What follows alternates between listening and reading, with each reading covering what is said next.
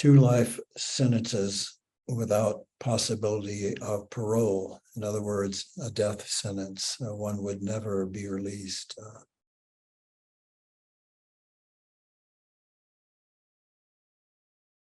A little bit of background, although it's much too complex, perhaps, I'll just hit a few high points.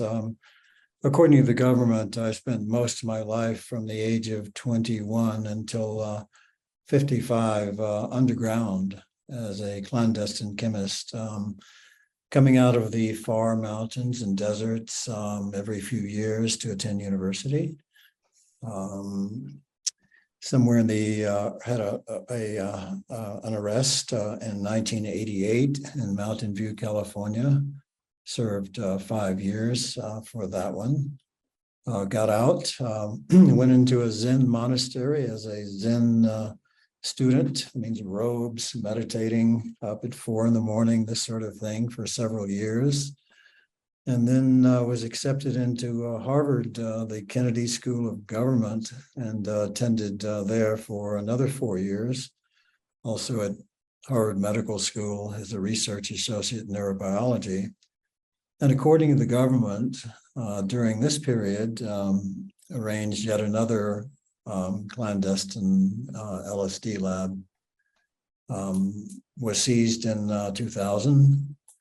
Alleged to have produced 90% of the world's LSD. Congressional hearings were held on this sort of thing as federal agencies announced the seizure. Most of my work at Harvard dealt with prediction of the next major drug epidemic, which I concluded would be a then unknown drug called fentanyl.